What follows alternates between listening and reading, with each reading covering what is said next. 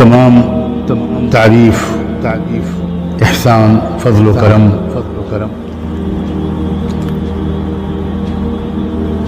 اس رب کریم کا ہے جس نے زندگی میں ایک بار پھر رمضان مبارک کا موقع عنایت فرمایا،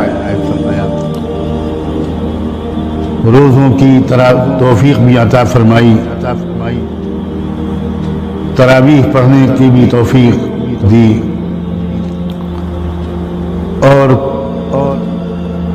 کسی حد تک کچھ نیک کام کرنے کی توفیق ہم جیسے گئے گزروں کو بھی اس نے عطا فرما ہی دی۔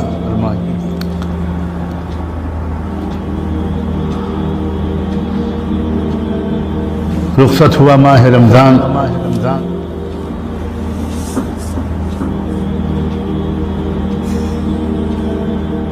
اللہ تعالیٰ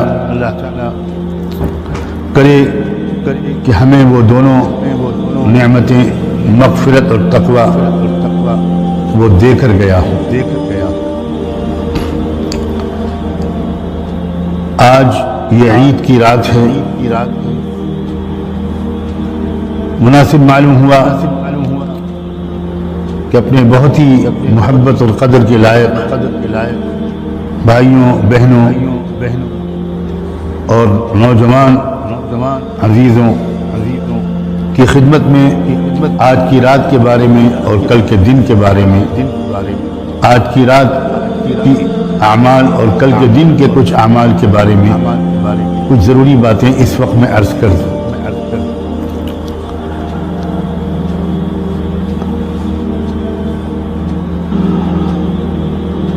آج کی رات کے بارے میں یہ ذہن میں رکھیں کہ آج کی رات بھی رمضان مبارک کی راتوں کی طرح کی خصوصی رات ہے۔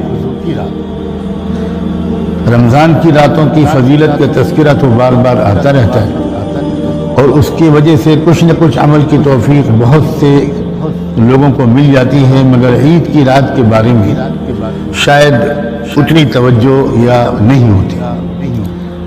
یہ انعام کی رات ہے، اللہ کے رسول صلی اللہ علیہ وآلہ وسلم نے اس کو لیلۃ الجائزہ بھی قرار دیا، اور سنن ابن ماجہ کی ایک روایت ہے جس میں اللہ کے رسول صلی اللہ علیہ وسلم نے عید الفطر کی رات یعنی جو آج اس وقت رات ہے اس کے بارے میں اور عید الاضحیٰ سے پہلی والی رات دونوں کے بارے میں ارشاد فرمایا کہ من قام لیلتی العیدین محتسبا للہ تعالی لم يمت قلبه یوم تموت القلوب۔ بہت بڑی فضیلت بیان فرمائی آج کی رات کے بارے میں بھی، اور عید الاضحیٰ بقرعید جسے کہتے ہیں لوگ، اس کی رات کے بارے میں بھی، یعنی 9 ذی الحج گزرنے کے بعد جب مغرب آتی ہے تو 10ویں ذی الحج کی رات شروع ہوتی ہے، تو اس کو ہم عید الاضحیٰ کی رات قرار دے رہے ہیں۔ ان دونوں راتوں کے بارے میں یہ اللہ کے رسول کا ارشاد حدیث کی کتابوں میں آیا ہے کہ جو شخص ان دونوں راتوں کو بھی اللہ کے ذکر و عبادت میں گزار لے گا اس کو ایک بہت بڑا انعام ملے گا کہ جس زمانے میں دل مردہ ہو جائیں گے اس دور میں بھی اس بندے اور بندی کا دل مردہ نہیں ہوگا۔ اندازہ کیا جانا مشکل ہے کہ دل کا مردہ نہ ہونا، دل کا زندہ رہنا یہ کتنی بڑی نعمت ہے۔ ساری خرابیاں دل کے مردہ ہو جانے کی وجہ سے انسان کے اندر آتی ہیں، اور ساری خوبیاں دل کے زندہ ہونے کی وجہ سے آتی ہیں۔ ہم سب جانتے ہیں، محسوس بھی کرتے ہیں کہ یہ زمانہ دلوں کے سخت ہو جانے کا بلکہ مردہ ہو جانے کا زمانہ ہے۔ کوئی بات کا اثر ہی نہیں ہوتا، اور ہوتا بھی ہے تو چند منٹ کے لیے ہوتا ہے۔ تو آج کی رات مجھے امید ہے کوشش کریں کہ کچھ نفلیں پڑھ لیں، شروع رات میں پڑھ لیں یا آخر رات میں پڑھ لیں، تہجد کا جو اصلی وقت ہوتا ہے جس میں آسانی ہو۔ عام طور پر ہمارے گھروں کے مستورات اس رات میں سوتی نہیں ہے، بلکہ وہ اگلے دن کے پکوانوں کی اور گھر کی تیاری کی، مہمانوں کے استقبال کی تیاریوں میں لگی رہتی ہیں۔ یہ بھی بہت نیک کام ہے، اگر اچھی نیت ہو تو کیا کہنے، بہترین عبادت شمار ہو جائے گی۔ ساتھ ہی ساتھ چند نفلیں پڑھ لیں، تھوڑی سی دعا مانگ لیں، تو آج کی رات بھی تھوڑی سی عبادت ضرور کر لیں۔ اب کل کے دن کے بارے میں، عید کے بارے میں ذرا میں پہلے ایک بات عرض کروں۔ دیکھیے، انسانی مزاج ہے اور تمام قوموں کا اس پر یہ عمل ہے کہ سال میں 2-4 دن ان کے ہاں تیوہار منائے جاتے ہیں، کچھ ریلیکسیشن ہوتا ہے۔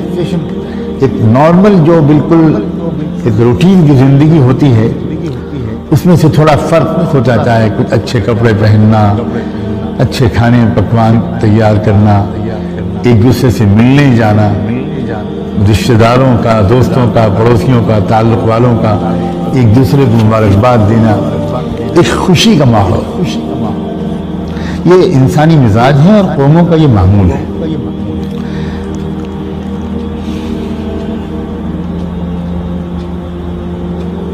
اور اسلام چونکہ دین فطرت ہے، انسان کی فطرت کے جو تقاضے ہیں، جو اندرون سے اس کے تقاضے نکلتے ہیں، وہ باہری ماحول اور پروپیگنڈے کے زیر اثر نہیں پیدا ہوتے وہ تقاضے، بلکہ انسان کی ایک پاک صاف اور سادہ فطرت جو ڈیمانڈ کرتی ہے۔ اسلام ایسے ہر فطری تقاضے کو خوبصورت ترین طریقے پر پورا کرنے کا طریقہ سکھاتا ہے، بلکہ اسی کا نام اسلام ہے۔ انسان اپنے تمام فطری تقاضوں کو بہت بہترین طریقے پر کیسے پورا کرے، اس کی رہنمائی کا نام ہی اسلام ہے۔ فطری تقاضوں کو کچلتے رہنے، نظر انداز کرتے رہنے، اس کا نام اسلام نہیں ہے۔ اب قوموں کے جو تیوہار ہوتے ہیں، وہ دراصل ان کے مزاج، ان کے عقیدے، ان کے تصورات، ان کے کانسیپٹس، ان کی روایات، ان کی ٹریڈیشنز اور ان کی تاریخ کا ایک ترجمان اور آئینہ دار ہوتا ہے۔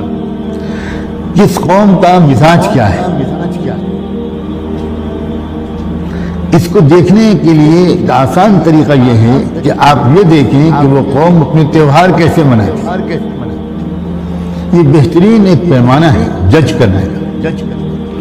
ہم دیکھتے ہیں کہ کچھ قومیں ہیں جو تیوہار مناتی ہیں اور خوب شراب پیتی ہیں، ناچ گانا، میوزک، زنا، فحاشی، اور ہر چیز درست ہو جاتی ہے اور کہا جاتا ہے کہ برا نہ مانو۔ اب آگے جملہ آپ خود پورا کر لیجیے، برا نہ مانو، ہم تو برا کام کریں گے، تم برا نہ مانو۔ یہ اس سے آپ کو قوموں کے مزاج کا اندازہ۔ کہا جاتا ہے کہ دنیا میں سب سے زیادہ شراب جس دن پی جاتی ہے، جس رات میں پی جاتی ہے، سب سے زیادہ جوا جس دن کھیلا جاتا ہے، میری یہ کہتے ہوئے زبان لڑکھڑا رہی ہے کہ وہ دن ہے جس کے بارے میں کچھ لوگوں کا خیال ہے کہ اس دن پیدا ہوئے تھے عیسیٰ ابن مریم۔ دنیا کی تاریخ میں اتنی پاکیزہ ہستیاں بہت کم آئی ہوں گی جیسے کہ عیسیٰ ابن مریم۔ عیاشیاں تو دور کی بات ہے، انہوں نے تو شادی بھی نہیں کی تھی، نکاح بھی نہیں کیا، ان کا اپنا کوئی مکان بھی نہیں تھا، بہت فقیرانہ زندگی گزار کر دنیا سے گئے، پاک صاف۔ ان کی یاد کے نام پر جو منسوب ہے تیوہار، اس کا یہ حال ہے۔ تو اب سوچئے ذرا، اسلام نے جو تیوہار منانے کا طریقہ سکھایا، جب مدینہ منورہ آئے رسول پاک صلی اللہ علیہ وآلہ وسلم مکے سے ہجرت کر کے، تو اسلام کی اجتماعی زندگی کا آغاز مدینہ ہی سے ہوا۔ وہاں مدینے والوں کو آپ نے دیکھا کچھ تیوہار مناتے ہوئے، پوچھا تو انہوں نے کہا کہ ہاں ہم لوگ سال کے 2 دن کچھ کھیل کود تماشے کرتے ہیں۔ تو اس وقت اللہ کے رسول صلی اللہ علیہ وآلہ وسلم نے فرمایا کہ قد ابدلکم اللہ بہما خیرا منہما یوم الاضحی و یوم الفطر، کہ تمہارے اللہ تعالیٰ نے تمہارے ان دو تہواروں کے بدلے میں اس سے بہتر 2 دن تمہارے لیے مقرر کر دیے ہیں، اور اب وہی تمہارے لیے قومی اور مذہبی تہوار ہیں، ایک ہے عید الاضحیٰ کا دن اور ایک ہے عید الفطر۔ غور کیجئے کہ اللہ تعالیٰ نے کیا انتخاب فرمایا ہے۔ دیکھیے یہ رمضان مبارک ایک دینی اور روحانی حیثیت سے سال کے 12 مہینوں میں سب سے زیادہ طاقتور، طاقت بخش، روح افزا، ایمان افروز اور مبارک مہینہ ہے۔ اسی مہینے میں قرآن مجید جیسی عظیم ترین نعمت ملی۔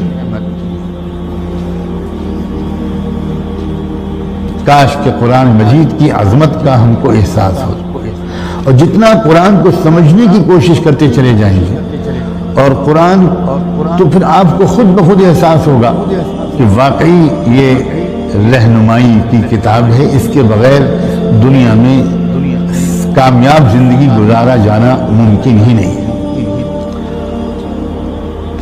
پھر اس مہینے میں روزے عطا کیے گئے روحانی استعداد کو بڑھانے کے لیے، ایک مستقل نماز عطا کر دی گئی باجماعت، جس میں پورے قرآن مجید کے سننے کا بھی اکثر ایمان والوں کو موقع مل جاتا ہے۔ اور اس سال تو ہمارے جیسے ملکوں میں ایمان والیوں کو جتنی بڑی تعداد میں پورا قرآن سننے کا موقع ملا ہوگا، شاید پچھلے سالوں میں کبھی نہیں ملا ہوگا۔ تو ایک شر سے خیر کا ایک پہلو یہ بھی سوچا جا سکتا ہے۔ بہت سی اور نیکیوں کی توفیق اللہ کے توفیق سے اللہ کے بندوں اور بندیوں کو مل ہی جاتی ہے۔ پھر خواہشات کی قربانی، مجاہدہ، گرمی اور پیاس اور سب کے باوجود روزے پورے کرنا۔ اب سوچیے ذرا، اس مہینے کے خاتمے پر جو دن آئے وہ سب سے زیادہ اس کا مستحق ہے کہ اس کو اس امت کے جشن اور خوشیوں کا دن قرار دے دیا جائے، کیونکہ اصل خوشی تو روحانیت کی ترقی پر ہونی چاہیے نا۔ فَبِذَلِكَ فَلْيَفْرَحُوا، یہ ہے اصل خوشی کی چیز۔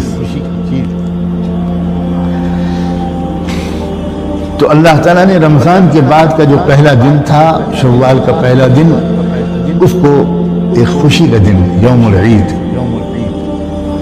جشن کا دن، تہوار قرار دے دیا۔ بلا شبہ اسی دن کا حق تھا کہ اس کو ہمارا قومی تہوار قرار دیا جائے۔